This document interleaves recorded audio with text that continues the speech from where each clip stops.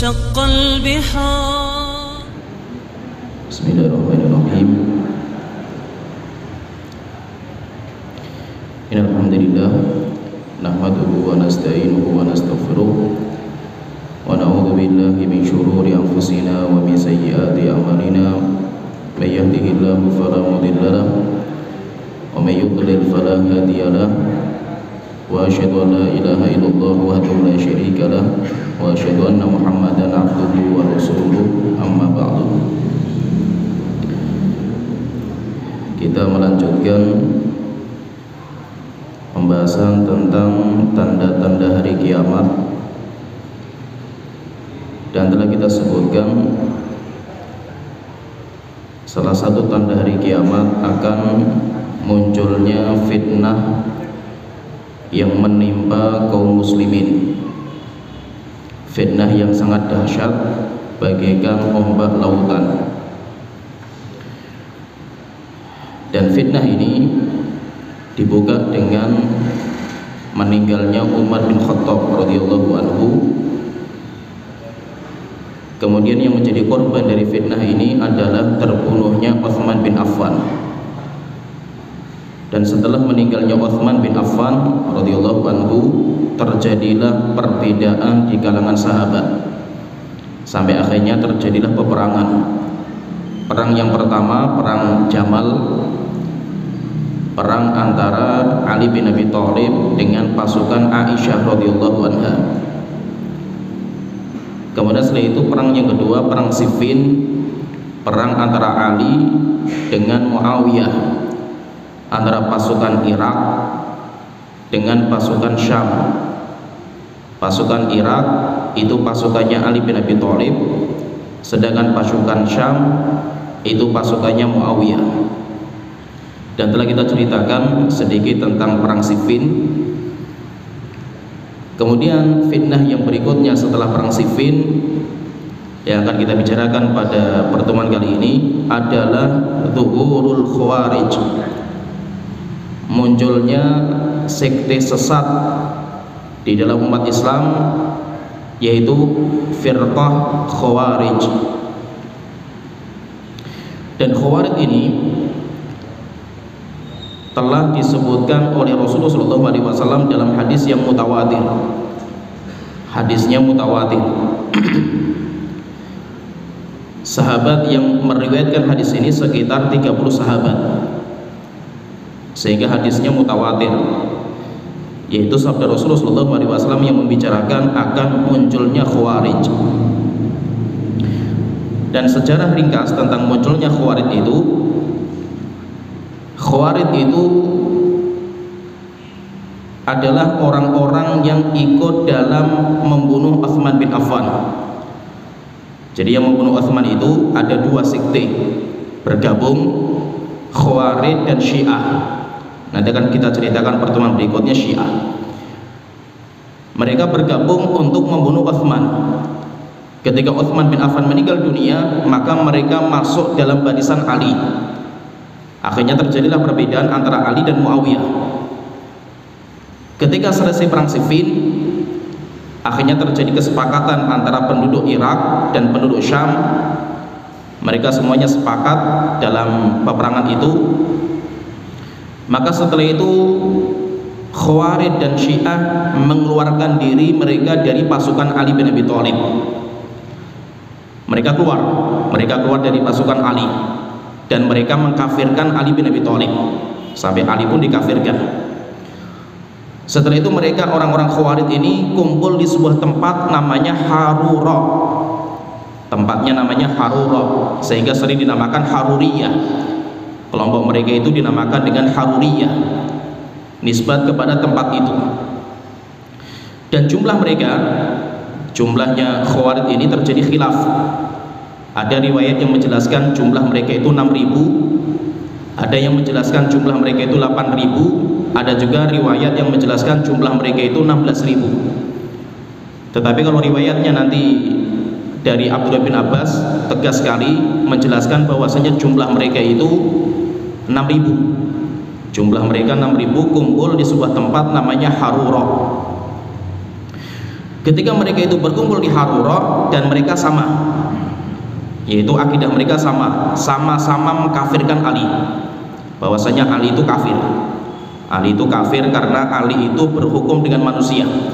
Ketika selesai perang Siffin, kesepakatannya itu Ali mengutus utusan, Muawiyah juga mengutus utusan.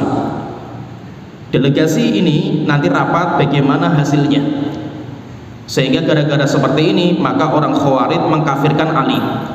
Berarti Ali itu berhukum dengan hukumnya manusia, bukan berhukum dengan hukum Allah, maka berarti Ali itu kafir. Akhirnya mereka kumpul di Harura, dan ketika mereka kumpul di Harura, sebelum mereka itu memisahkan diri, Ali itu pernah naik ke atas mimbar. Ali itu khutbah di atas semua prajuritnya.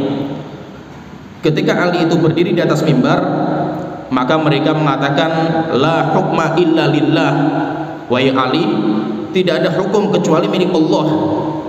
Setelah itu mereka mengatakan asyrakta, wahai Ali, kamu telah berbuat syirik. Wa hakamtar rijal, dan kamu telah menyerahkan hukum kepada manusia. Walam tahkum bi kitabillah, dan kamu tidak berhukum dengan Al-Qur'an. Sehingga berarti apa? Berarti kamu itu kafir, wahai Ali. Maka Ali bin Abi Thalib mengatakan kepada mereka, kepada pasukan Ali yang keluar dari barisan beliau, maka Ali mengatakan kepada mereka, lakum alina salas, kalian masih memiliki 3 hak, yaitu kami akan memberikan kepada kalian 3, dan 3 ini hak kalian akan saya tunaikan. Allah namna'akum minal masajid, yang pertama hak kalian itu kami tidak akan melarang kalian dari masjid. Kalau kalian mau datang ke masjid silahkan, kita tidak menghalangi kalian. Yang kedua, wala min rizqikum fil fai'i, yang kedua kami tidak menghalangi kalian untuk mendapatkan bagian dari ghanimah peperangan, itu tetap akan kami berikan kepada kalian karena kalian orang muslim. Kemudian yang ketiga, Ali mengatakan wala nabda'ukum biqital ma lam tuhditsu fasadan. Ali mengatakan, dan kami tidak akan memulai untuk memerangi kalian, membunuh kalian sampai kalian membuat kerusakan. Kalau kalian sudah membuat kerusakan, maka tidak ada pilihan kecuali diperangi. Dan nanti hasilnya mereka dibunuh sama Ali bin Abi Thalib sampai kepala mereka ditancapkan di jalan-jalan. Akhirnya mereka berkumpul di sebuah tempat namanya Harura, dan mereka punya misi untuk mengkudeta, membunuh Ali bin Abi Thalib dan mengkudeta negara. Akhirnya kisahnya ini saya ceritakan beberapa kisah dulu, nanti baru kita sebutkan hadis-hadisnya. Akhirnya suatu ketika Ali itu mengutus Abdullah bin Abbas untuk diskusi dengan mereka, debat dengan mereka. Diceritakan sendiri oleh Abdullah bin Abbas dalam sebuah riwayat, dikeluarkan oleh Imam Nasai, Imam Hakim, Imam Baihaqi, disahihkan oleh Syekhul Islam dan yang lainnya. Saya ceritakan ceritanya, dan yang menceritakan itu Abdullah bin Abbas sendiri. Abdullah bin Abbas belum mengatakan, lama kharajatil Haruriyah, ketika sekte Haruriyah itu Khawarij, mereka dinamakan Haruriyah karena nisbat kepada tempatnya. I'tazalu fi darin, mereka mengucilkan diri di sebuah tempat. Wa kanu sittata alafin, dan jumlah mereka itu 6.000. Fakultu li Ali, maka saya mengatakan kepada Ali bin Abi Thalib, Abdullah bin Abbas ini, ya Amirul Mukminin, abrid bis sholah, wahai Amirul Mukminin, tolong sholat zuhur itu diibrod, didinginkan, dinamakan dengan ibrod. Ibrod itu apa? Sunnahnya mengakhirkan sholat zuhur kalau panas. Jadi kalau panas sekali menyengat sholat zuhurnya itu sunnahnya diakhirkan. Rasulullah mengatakan abridu bis sholah, ibrodkan sholat zuhur kalian, yaitu ditegakkan sholat ketika sudah mulai dingin. Kalau kata Suthaimin, dikerjakan sekitar jam 2 jam setelah waktu zuhur. Sehingga terkadang kalau panas sekali, ini khusus di padang pasir, terkadang malah sholat zuhur itu sunnahnya diakhirkan, dikerjakan pada waktu ibrod. Abdullah bin Abbas mengatakan, wahai Ali bin Abi Thalib, Amirul Mukminin, tolong sholat zuhur diakhirkan, dikerjakan pada waktu ibrod. La'alli ukallimu haula'il qaum, saya akan mendatangi kelompok Khawarij ini, dan saya akan ngobrol sama mereka. saya akan diskusi sama mereka. Akhirnya Ali bin Abi Thalib mengatakan, inni akhafuhum alika. Wahai Abdullah bin Abbas, saya takut kalau kamu ke sana nanti kamu akan yaitu mereka nanti akan mengganggu kamu. Qultu kalla. Maka Abdullah bin Abbas mengatakan, tidak, enggak usah khawatir. Karena saya itu bagaimanapun saya itu keponakan Rasulullah SAW. Mereka masih menghormati saya. Falabistu, maka saya itu pakai pakaian bagus dan memang disengaja. Abdullah bin Abbas itu pakai pakaian yang sangat indah. Wa tarjaltu, dan saya itu menyisir rambut saya. Wa dakhaltu alaihi fi darin nisfan nahar, dan saya masuk di rumahnya mereka, di base campnya mereka di pertengahan siang. Wa hum yaqulun, dan waktu itu mereka sedang makan. Mereka sedang makan siang. Faqalu, maka mereka mengatakan ketika melihat saya, marhaban bika ya Ibn Abbas, selamat datang wahai Abdullah bin Abbas di tempat kami. Fama ja'a bika, wahai Abdullah bin Abbas, apa yang melatar belakangi kamu datang ke tempat kami? Itu ada apa kamu datang ke sini? Qultu lahu, maka saya mengatakan kepada mereka, ataitukum min indi ashabin Nabi sallallahu alaihi wasallam. Saya datang sebagai perwakilan dari para sahabat Rasulullah sallallahu alaihi wasallam. Al-muhajirin wal ansar. Saya perwakilan dari muhajirin, perwakilan dari orang ansar, wa man inda bni ammin Nabi sallallahu alaihi wasallam wa sihrihi, dan saya utusan dari keponakan sepupunya Rasulullah, dan saya juga utusan dari menantunya Rasulullah. Wa alaihim nazal al-Quran. Abdullah bin Abbas awalnya sudah mulai diskusi ini. Beliau mengatakan, dan Al-Quran diturunkan untuk mereka, untuk para sahabat muhajirin ansar. Kemudian beliau mengatakan, fahum a'lamu bi ta'wilihi minkum, dan para sahabat itu lebih faham tafsirnya Al-Quran daripada kalian. Walaysa fikum minhum ahad, dan tidak ada seorang pun sahabat yang ikut kalian, sama sekali nggak ada sahabat yang ikut sama kalian itu. La uballighukum ma yaqulun, maka saya datang ke sini untuk menyampaikan kepada kalian apa yang dikatakan oleh sahabat. Wa uballighukum ma taqulun, dan saya nanti akan pulang, saya akan mengabarkan kepada para sahabat tentang ucapan kalian. Fantahali nafarun minhum faqultu. Setelah itu ketika Abdullah bin Abbas itu memulai seperti ini, yaitu pengen diskusi, akhirnya mereka itu beberapa rombongan kelompok mereka yang paling senior, tokoh-tokohnya mereka itu berkumpul sama Abdullah bin Abbas diskusi. Fakultu, maka saya mengatakan, kata Abdullah bin Abbas, hatu ma naqamtum ala ashabi Rasulillah sallallahu alaihi wasallam wa ibni ammihi. Tolong sebutkan kepada saya alasan apa, dalilnya apa, alasannya apa kalian itu mencela para sahabat dan mencela sepupunya Rasulullah sallallahu alaihi wasallam, yaitu Ali bin Abi Thalib, sampai kalian kafirkan, kalian mengkafirkan Ali, alasannya apa? Akhirnya mereka mengatakan qalu thalas. Mereka mengatakan ada 3 alasan. Ada 3 alasan yang membuat kami itu mengkafirkan Ali, dan kami juga mengkafirkan siapa saja yang ikut, nggak ikut sama kita, itu kami kafirkan dan nanti akan kami bunuh. Dan memerangi Ali itu jihad, memerangi Ali itu jihad, bahkan membunuh Ali itu ibadah. Maka mereka mengatakan ada 3 alasan. Ada 3 alasan kenapa kami itu mengkafirkan Ali. Qultu, maka saya bertanya, mahun, apa itu 3 itu? Tolong sebutkan kepada saya. Qala, maka mereka mengatakan, amma ihdahunna, yang pertama, fa innahu hakamar rijal fi amrillah, karena Ali bin Abi Thalib itu menetapkan orang untuk menetapkan hukum. Ali memilih orang untuk menetapkan hukum dalam perkara Allah Ta'ala.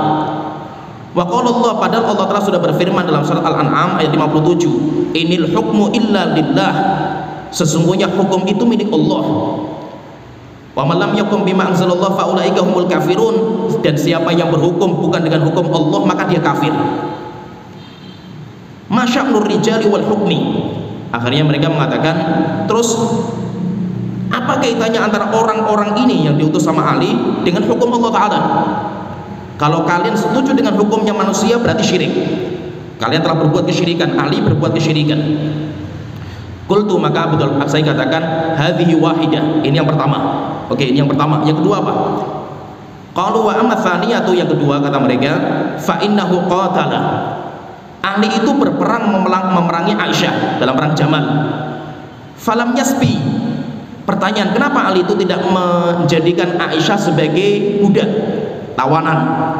Walam yagnam, dan Ali tidak mengambil sebagai rampasan perangnya itu sebagai ghanimah. In kanu kufaron laqad hallasibahum, jika memang Aisyah dan pasukan Aisyah dalam perang Jamal itu kafir, kalau Aisyah itu kafir, maka berarti halal kita jadikan Aisyah sebagai budak, karena dia itu musuh kita. Wala in kanu mu'minin mahallasibahum wala qitaluhum, tetapi kalau seandainya Aisyah dan pasukannya itu mukmin, kenapa kita perangi? Kenapa kita dulu perangi Aisyah itu dalam perang Jamal? Sehingga berarti apa? Berarti Ali membunuh orang mukmin, maka siapa yang membunuh orang mukmin kafir. Akhirnya Abdullah bin Abbas mengatakan qultu hadhihi thintan, ini yang kedua.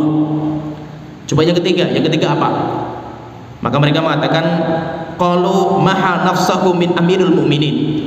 Mereka mengatakan Ali itu dalam perang Siffin, dalam kesepakatannya itu beliau menghapus gelar beliau sendiri Amirul Mukminin, dihapus sama beliau.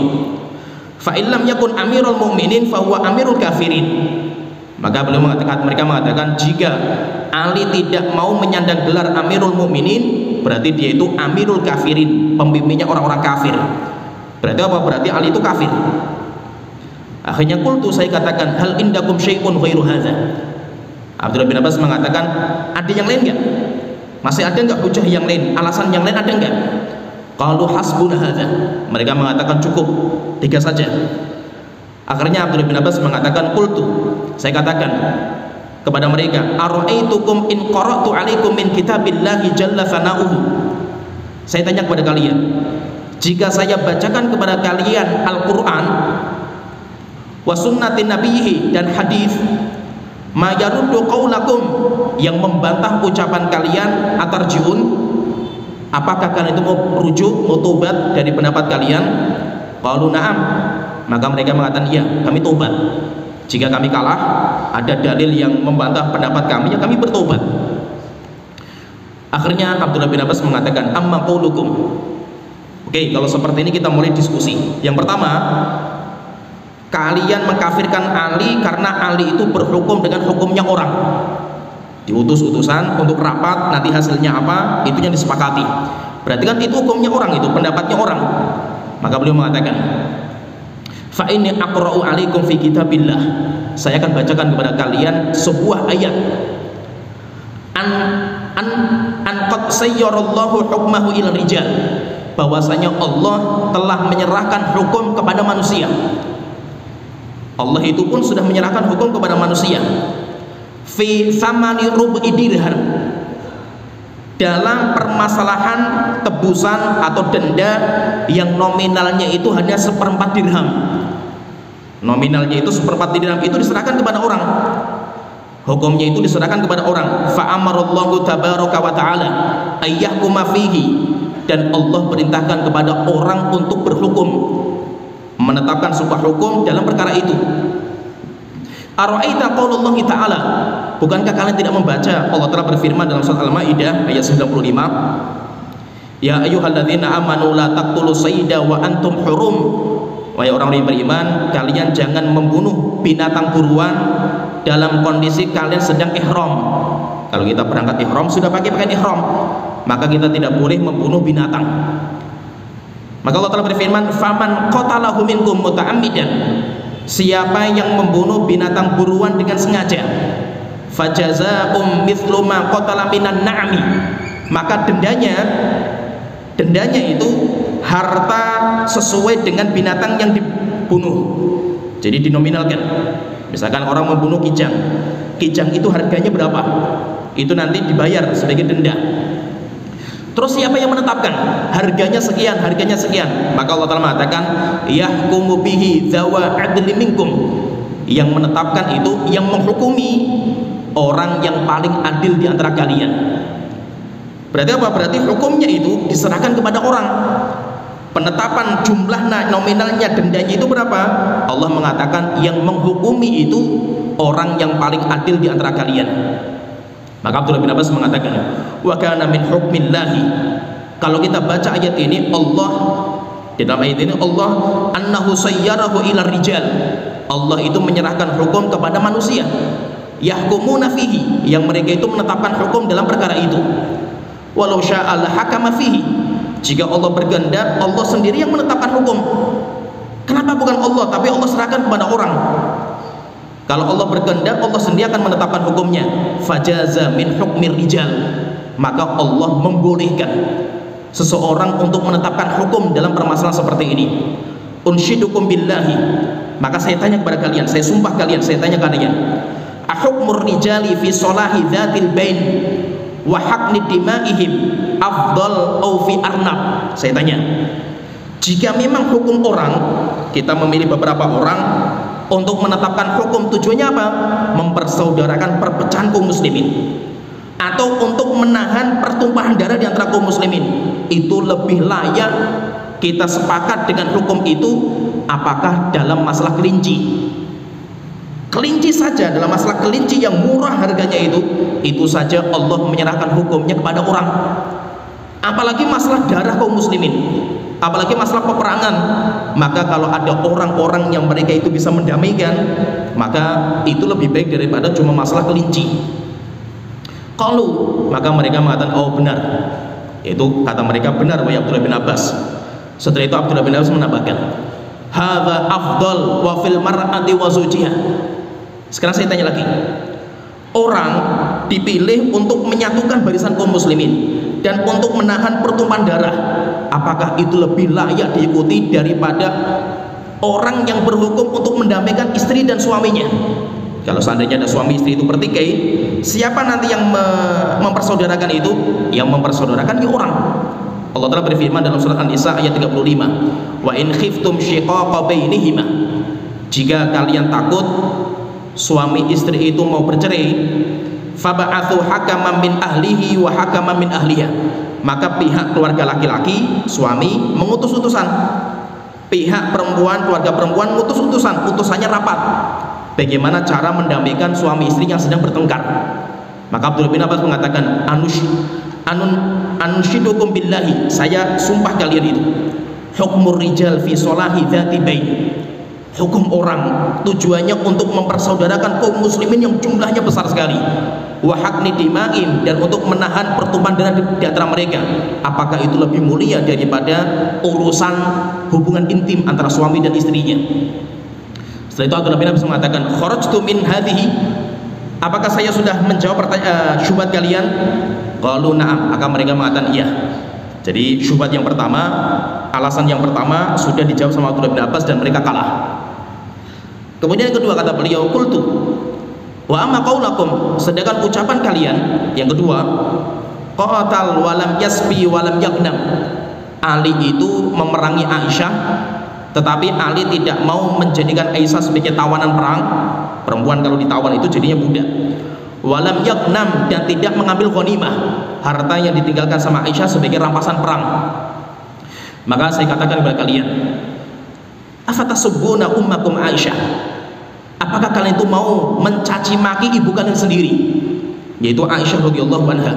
Tastahilluna minha ma tastahilluna min ghairiha wa hiya ummukum, dan kalian menghalalkan untuk Aisyah ibu kalian sebagaimana kalian menghalalkan kepada budak-budak yang lainnya, sehingga nanti kalian akan meniduri Aisyah, kalian nanti akan berhubungan intim dengan Aisyah dan menjual Aisyah, padahal Aisyah itu istrinya Rasulullah SAW, dan Aisyah itu adalah ibu kalian sendiri.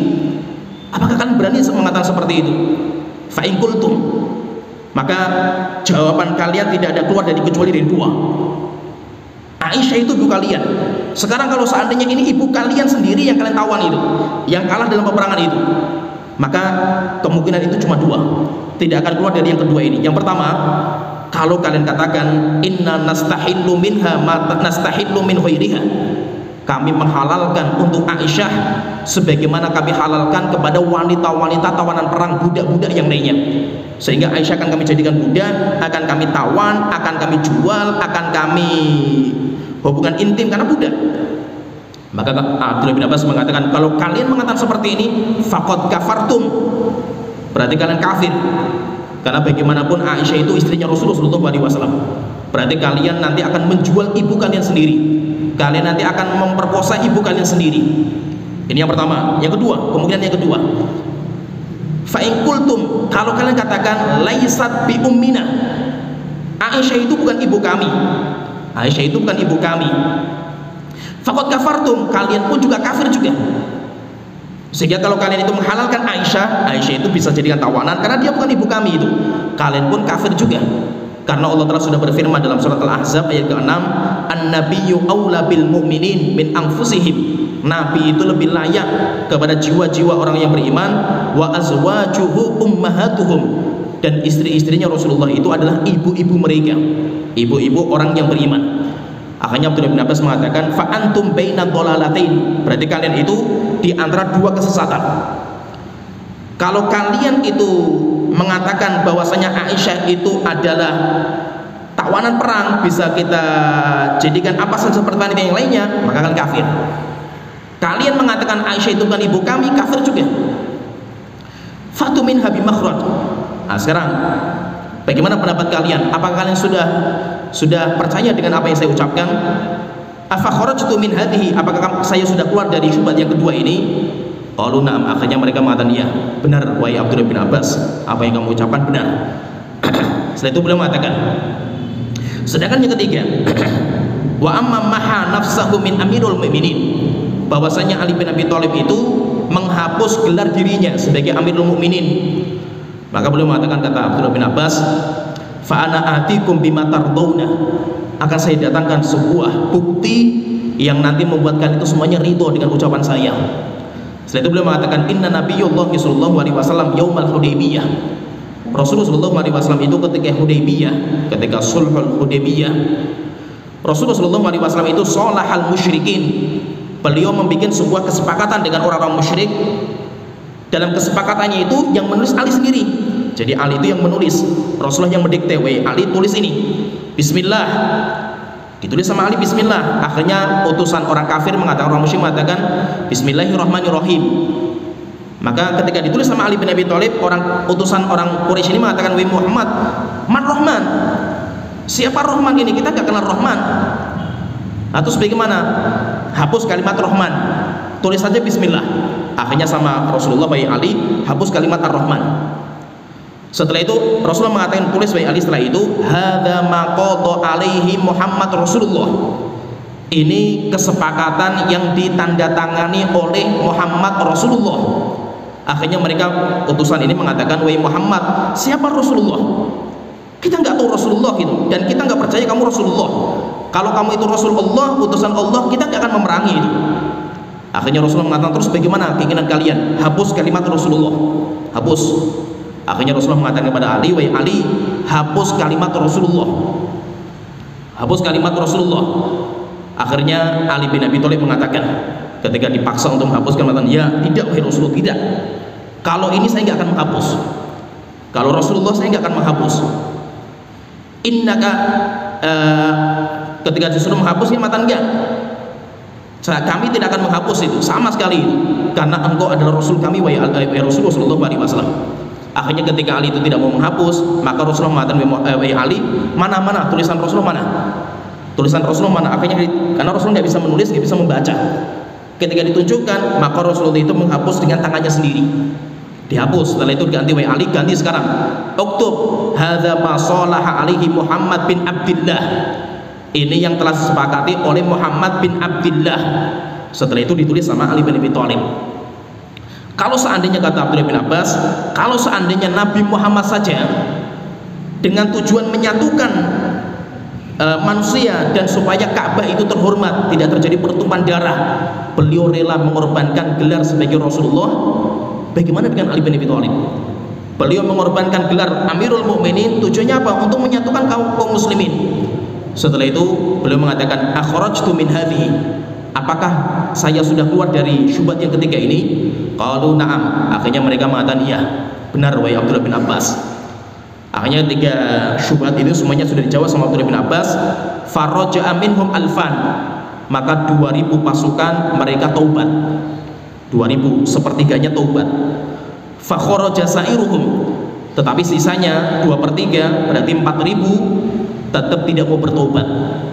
Fakutilu ala dhalalatihim, akhirnya mereka nanti perang melawan Ali bin Abi Thalib dan mereka semuanya terbunuh sama Ali bin Abi Thalib karena kesesatan mereka. Faqatalahum al-muhajirun wal ansor. Akhirnya nanti mereka diperangi sama orang-orang muhajirin dan orang-orang ansor. Ceritanya sedikit saya ceritakan tentang perang yang sangat terkenal sekali, namanya perang Nahrawan. Jadi kalau perang antara Ali dan orang Khawarij itu namanya perang Nahrawan. Nahrawan itu nama sebuah tempat, namanya itu Nahrawan, sehingga dinamakan dengan perangnya itu perang Nahrawan. Jadi Ali itu intinya mereka yang sudah bertobat ikut pasukan Ali. Yang tidak bertobat mereka itu kokoh di atas kekafiran mereka, kesesatan mereka. Sampai akhirnya Ali itu sudah bersiap-siap. Mereka sudah bersiap-siap. Maka akhirnya Ali ditanya, "Woi Ali," sama para prajuritnya itu, "apakah kita memerangi mereka?" Kata Ali, "Jangan, tunggu dulu sampai mereka memerangi kita. Kalau mereka sudah merusak kaum muslimin, maka kita nanti akan datang, kita perangi mereka." Akhirnya pasukan Ali sudah siap-siap, tapi tidak memulai. Rupanya mereka itu orang-orang yang di Harura, mereka keluar dengan pasukan mereka sampai akhirnya di sebuah jalan. Jadi ceritanya itu di sebuah jalan itu mereka ketemu dengan seorang pengembala kambing. Ada orang pengembala kambing bersama budaknya perempuan. Akhirnya sama mereka dicegat pengembala kambing ini.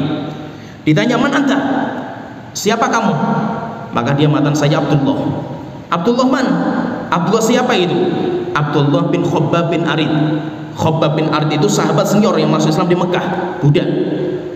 Akhirnya karena ini anaknya sahabat senior, akhirnya orang Khawarij mengatakan, "Wahai Abdullah bin Khabbab, coba kamu kalau ada sebuah hadis yang kamu dengar dari bapak kamu yang menyemangati kita untuk berjihad, karena kita mau memerangi orang kafir, kita mau berjihad." Akhirnya Abdullah mengatakan, "Iya, saya mendengar bapak saya mengatakan, saya mendengar Rasulullah SAW beliau bersabda, satakunu fitan, nanti akan muncul sebuah fitnah. Al-qa'im khairul minal mashi, orang yang berdiri lebih baik daripada orang yang berjalan. Al-qa'id khairul minal qa'im, orang yang duduk lebih baik daripada orang yang berdiri." Yaitu apa? Orang yang menjauh dari fitnah semakin baik. Akhirnya ketika mendengar hadis ini marah mereka ini. Setelah itu Abdullah bin Khabbab bin Arid ditangkap, kemudian disembelih di pinggir sungai. Sembelih sampai akhirnya sungainya banjir darah. Setelah itu budak perempuan yang hamil ditangkap juga, kemudian dibelah perutnya, janinnya diambil, dicincang sama mereka, kemudian jasadnya dipotong-potong sama mereka. Kemudian yang ketiga, daging kambing-kambingnya itu mereka makan sampai habis kambingnya itu. Dan itu ngerinya Khawarij. Ngerinya Khawarij itu gak main-main itu. Beritanya ini, mereka membunuh Abdullah bin Khabbab dan juga mereka mencincang budaknya perempuan sampai janinnya dikeluarkan itu sampai kepada Ali bin Abi Thalib. Maka Ali bin Abi Thalib mengatakan, "Waktunya sekarang kita akan keluar, kita akan perangi mereka." Akhirnya Ali keluar, kemudian berhadapanlah dua pasukan ini di tempat namanya Nahrawan. Ketika sudah berhadapan, Ali bertanya sama mereka, "Mana pembunuhnya Abdullah? Saya hanya ingin membunuh siapa yang membunuh Abdullah." Maka mereka mengatakan, "Kami semuanya kulluna qatalahu, kami semua membunuh Abdullah." Akhirnya ketika seperti ini tidak ada pilihan kecuali apa? Berperang. Karena jumlah mereka itu sedikit sekali, cuma 6.000, sedangkan pasukan Ali itu lebih dari 12.000. Pasukan mereka cuma 4.000, karena yang 2.000 sudah bertaubat. Mereka sedikit sekali jumlahnya itu. Akhirnya mereka itu bisa dikalahkan dengan mudah sekali sama Ali bin Abi Thalib. Sampai akhirnya apa? Kalah mereka itu dalam peperangan, dan sangat parah kalahnya itu. Sampai akhirnya ketika kalah itu, para sahabat yang ikut perang itu memerangi mereka itu kepalanya ditancapkan di jalan-jalan. Sampai di depan Masjid Damaskus, ada sebuah riwayat yang sahih, di depan Masjid Damaskus itu ditancapkan lebih dari 80 kepala. Kepalanya siapa? Orang-orang Khawarij. Sampai Abu Umamah Al-Bahili radhiyallahu anhu dalam sebuah riwayat yang sahih, ra'a Abu Umamah ru'usan mansubatan ala darji Damas.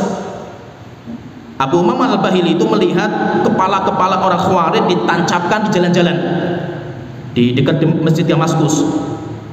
Faqala Abu Umamah, maka Abu Umamah Al-Bahili radhiyallahu anhu beliau mengatakan, "Kilabun nar syarrul qatla tahta adimis sama wa khairul qatla man qataluh." Mereka itu yang terbunuh ini, Khawarij ini adalah kilabun nar, anjing-anjing neraka. Syarrul qatla, mereka adalah sejelek-jelek makhluk yang terbunuh di kolong langit, di bawah kolong langit. Wa khairul qatla man qataluh, dan sebaik-baik orang yang meninggal adalah orang yang mereka bunuh. Setelah itu beliau membacakan sebuah ayat, yauma tabyaddu wujuhun wa taswaddu wujuh. Hari di mana ada wajah yang bersedih-sedih, ada wajah yang muram. Wajahnya siapa yang muram ini? Wajahnya Khawarij. Akhirnya ketika mengasah seperti ini, ada orang yang tanya kepada beliau, Abu Umamah. Qultu li Abi Umamah, saya tanya kepada Abu Umamah, anta samitahu min Rasulillah sallallahu alaihi wasallam, wahai Abu Umamah, kamu mengatakan seperti itu, apakah engkau dengar dari Rasulullah? Kila benar, anjingnya neraka, sejelek-jelek makhluk yang terbunuh di bawah kolong langit, dan sebaik-baik orang yang terbunuh adalah orang yang mereka bunuh. Apakah itu dari Rasulullah? Maka beliau mengatakan, laulam asma'hu illa marratan au marrataini au thalathan au arba'an hatta adda sab'an ma haddathukum.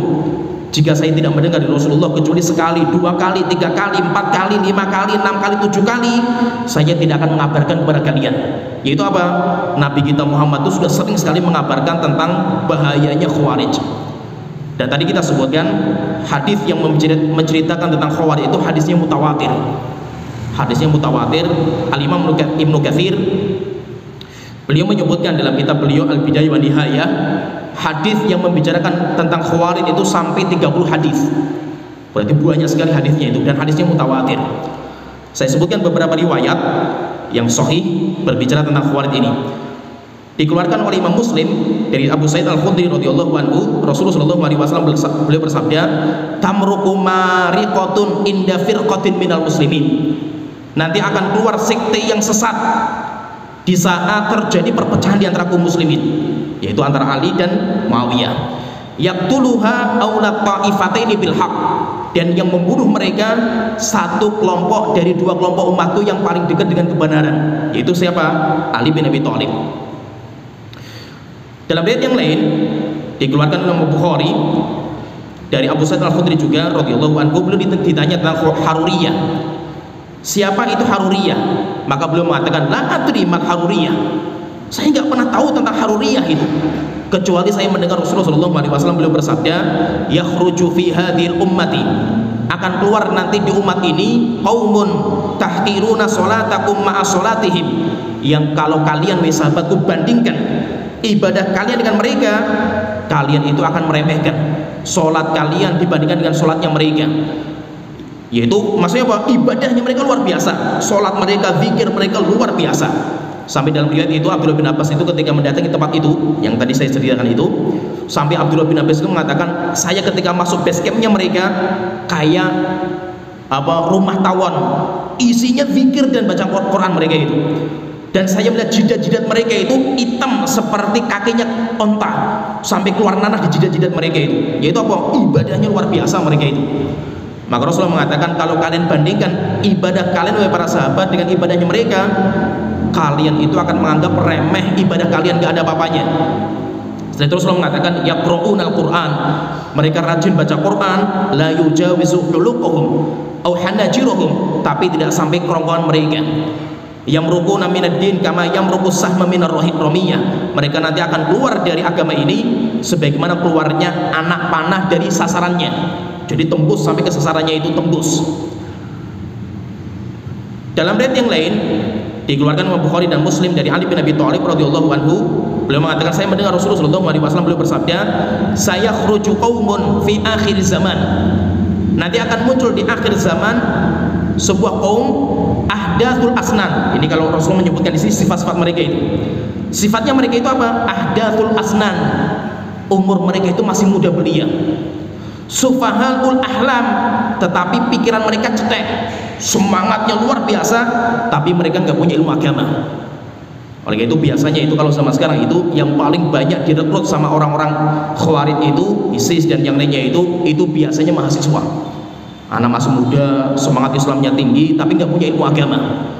Maka cirinya mereka itu apa? Mereka itu umurnya masih muda dan pikiran mereka itu cetek. Yaquluna min khairi qaulil bariyah, kata Rasulullah, dan mereka itu menganggap mereka itu manusia terbaik. La yujawizu imanuhum hanajiruhum, iman mereka enggak sampai kerongkongan mereka. Yamruquna minad din kama yamruqus sahmu minar ramiyati, mereka nanti akan keluar dari agama sebagaimana keluarnya anak panah dari sasarannya. Setelah itu Rasulullah mengatakan fa inna ma laqitumuhum faqtuluhum, di mana saja kamu mendapatkan mereka, bunuh mereka. Bunuh mereka. Fa inna fi qatlihim ajran, karena siapa yang membunuh mereka akan mendapatkan pahala. Liman qatalahum yaumal qiyamah, akan mendapatkan pahala bagi orang-orang yang bisa membunuh mereka nanti di hari kiamat. Imam Bukhari dalam kitabnya beliau mengatakan, wa kana Ibnu Umar yarahum syiraru khalqillah. Abdullah bin Umar itu berpendapat bahwasanya Khawarij makhluk terjelek di muka bumi ini, walaupun ibadahnya luar biasa. Waqala, dan beliau mengatakan, kata Abdullah bin Umar, innahum intolaqu ila ayatin nazala fil kufar, mereka itu mengkafirkan kaum muslimin berdalil dengan ayat-ayat yang Allah turunkan untuk orang kafir. Faja'aluha 'alal mu'minin, tetapi mereka itu menaruh ayat itu dihukumi untuk orang-orang mukmin. Al-Imam Ibnu Hajar, saya sebutkan ucapan beliau bagus sekali. Ini nanti akan pahami bagaimana ngerinya pendapat mereka itu. Imam Ibnu Hajar dalam Fathul Bari beliau mengatakan, wa'adzumal bala'u bihim, karena sebab munculnya Khawarij maka ujian yang dirasakan sama kaum muslimin mengerikan.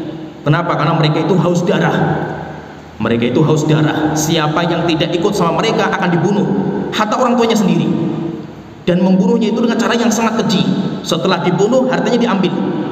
Dan mereka nggak main-main itu. Bahkan mereka rela membunuh dirinya sendiri, membunuh diri, hatta di masjid pun mereka jalankan itu. Mengerikan. Mereka kalau sudah mengkafirkan itu, ngeri mereka itu. Maka kata beliau, kata Imam Hajar, gara-gara munculnya mereka maka ujian yang berat menimpa kaum muslimin. Setelah itu beliau mengatakan, wa tawassa'u fi mu'taqadihim al-fasid. Mereka dulu, akidah dulu itu cuma mengkafirkan Ali. Mereka itu hanya membicarakan tentang pemimpin, dijuluki tauhid, dijuluki kafir dan yang lainnya. Sampai sekarang masih ada mereka itu, banyak orang-orang Khawarij itu masih ada. Dan mesti apa? Dalilnya sama. Wa man lam yakum bima anzalallah fa ulaika humul kafirun. Setelah itu pemimpin dikafirkan, dan siapa yang tidak mengkafirkan pemimpin maka dia kafir juga. Dan itu semakin banyak. Kalau sekarang ini termasuk pembawa bendera ini itu adalah orang yang sudah meninggal dunia, ulama yang sudah meninggal dunia, punya kitabnya sempat bahaya juga, namanya Fi Dhilal Quran, yaitu Syekh Said Qutb. Ini termasuk parah. Beliau meninggal, muridnya beliau itu hampir mayoritas Khawarij. Di Indonesia ada juga yang parah sekali Khawarijnya itu, di penjara di Nusa Kambangan, masih muda dan dulu termasuk juga ikut dalam jamaah kita, termasuk salah satu dari ustadz kita. Setelah itu apa? Kumpul sama orang Khawarij, akhirnya ikut pemahaman Khawarij, dan dia mengkafirkan pemimpin. Bahkan dia di penjara itu karena dia itu sudah mengumpulkan bom untuk meledakkan pemilu waktu itu. Saya punya teman ketika belajar di Yaman, teman saya itu murid seniornya orang ini, murid seniornya. Tapi alhamdulillah ke Yaman, nyasar ke Yaman, setelah itu diskusi sama kita, sama saya waktu itu, akhirnya beliau bertobat. Beliau cerita, kata beliau itu cerita itu, saya itu sudah nulis sebuah buku tebal tentang kafirnya negeri Indonesia, dan siapa yang tidak mengkafirkan maka dia kafir. Khawarij. Kemudian dia cerita itu, saya itu belajar sama orang ini, namanya Aman Abdurrahman, sekarang di penjara Nusa Kambangan. Saya itu kalau pulang, beliau itu rumahnya di Purwodadi. Kalau saya pulang Idul Fitri itu, saya kalau di rumah Lebaran itu, saya nggak akan makan di rumah, apalagi daging. Kenapa? Karena bapak ibu saya itu kafir. Dan mereka itu siapa yang dikafirkan? Pemimpin. Presiden kafir nggak? Kafir. MPR kafir nggak? Kafir. DPR kafir. Menteri kafir. Wali kota, bupati, gubernur kafir. RT, RW kafir. Setelah itu ditanya, kalau semua pejabat negara kafir, terus bagaimana masyarakatnya? Maka mereka mengatakan, siapa yang tidak mengkafirkan pemimpin, semuanya kafir. Akhirnya apa pendapatnya? Semua orang Indonesia itu kafir. Sehingga mereka mengatakan Indonesia itu jahiliyah. Bahkan kalau Said Qutb mengatakan semua dunia itu semuanya jahiliyah, semuanya kafir. Maka apa? Halal mengambil harta mereka. Maka nggak usah kaget nanti kalau mereka itu mencuri ATM. Sempat terjadi di Medan, mereka mencuri ATM. Kenapa? Karena menganggap negeri Indonesia itu semuanya kafir, sehingga hartanya itu harta orang kafir semuanya itu. Curi ATM, demikian juga nanti ngebom masjid. Bahkan mereka berniat apa? Ngebom Ka'bah. Waktu saya ke sana pun ketika umroh itu Ramadan kan terjadi bom juga di sana itu. Targetnya apa? Ka'bah dibom. Nggak main-main itu mereka itu. Dan mereka itu lebih memilih membunuh orang muslim daripada orang kafir. Maka sifatnya mereka itu, kata Rasulullah, sifatnya mereka itu yaqtuluna ahlal Islam wa yada'una ahlal usan. Mereka membunuh orang-orang muslim dan mereka meninggalkan orang kafir. Seperti di antara tokoh mereka itu namanya Muhammad bin Surur Zainal Abidin. Kelompok mereka dinamakan dengan kelompok Sururiyah, Hizbiyah Sururiyah, itu kelompoknya mereka itu. Orang Saudi mengkafirkan Saudi, coba bayangkan. Orang Saudi tinggal di Saudi Arabia dikafirkan. Setelah itu kemana dia perginya? Dia hijrah ke Inggris. Tinggal di Inggris, bikin pondok di Inggris, bikin masjid di Inggris, muridnya dikirim ke Saudi ngebom. Kalau di Inggris gak dibom, kenapa? Karena kata mereka alasannya itu apa? Kalau Inggris itu murni kafir, orang kafir murni itu mending gitu. Tetapi kalau Saudi itu murtad. Murtad itu lebih parah daripada orang kafir. Oleh itu biasa kalau mereka seperti ISIS yang ada di Suriah itu, ketika mereka ditanya itu, kalau seandainya mereka menang di Suriah, program pertama setelah itu apa? Ka'bah. Akan kami hancurkan Ka'bah. Kenapa? Kesyirikan, simbol-simbol kesyirikan. Setelah Ka'bah selesai, nanti baru orang muslim yang dibunuh itu. Setelah itu baru nanti orang kafir. Maka itu apa? Coba perhatikan itu. Kelompok-kelompok radikal ini yang menjadi korban itu negeri-negeri Islam. Negeri kafir mana yang mereka bunuh itu? Yang dibunuh mesti negeri Islam itu. Kenapa? Karena mereka itu menganggap orang muslim selain mereka itu murtad. Orang murtad itu lebih parah daripada orang kafir. Maka apa? Mengerikan mereka itu. Awalnya itu mereka bicara masalah kepemimpinan, tapi semakin hari semakin parah, sampai akhirnya kata beliau mengatakan fa'abtalu rajmal muhson. Sampai akhirnya mereka punya akidah membatalkan rajam. Nggak ada namanya rajam. Wanita yang berzina sudah menikah itu nggak ada rajam. Kenapa? Rajam nggak ada dalam Al-Quran. Wa qata'u yada sarik minal ibd. Dan mereka mengatakan pendapat yang berikutnya, motong tangan pencuri itu dari sini, yaitu dari ketiak. Wa aujabus sholat alal haid. Dan wanita yang haid yang nggak sholat, wanita yang haid kalau kita kan nggak sholat, mereka mengatakan enggak. Wa hatta yang haid wajib sholat. Wanita yang tidak haid nggak sholat, maka dia kafir. Jadi wanita yang haid itu wajib sholat bagi orang Khawarij. Kemudian mereka juga mengkafirkan siapa yang berbuat dosa besar. Siapa yang berbuat dosa besar, minum khamr, kafir. Orang yang berdusta kafir, semuanya kafir bagi mereka itu. Dan mereka mengerikan. Dan di Indonesia banyak mereka itu. Mereka banyak sekali. Ya, sampai di sini pembahasan kita nanti insya Allah kita lanjutkan sekte yang berikutnya yang hampir bersama juga dengan Khawarij, namanya Syiah. Karena itu hampir satu zaman, munculnya itu satu zaman, dan itu musibah juga bagi kaum muslimin. Ya, sampai di sini pembahasan kita. Wa akhiru da'wana alhamdulillahil alamin, sallallahu alaihi Muhammad wa ala alihi wa sahbihi ajmain.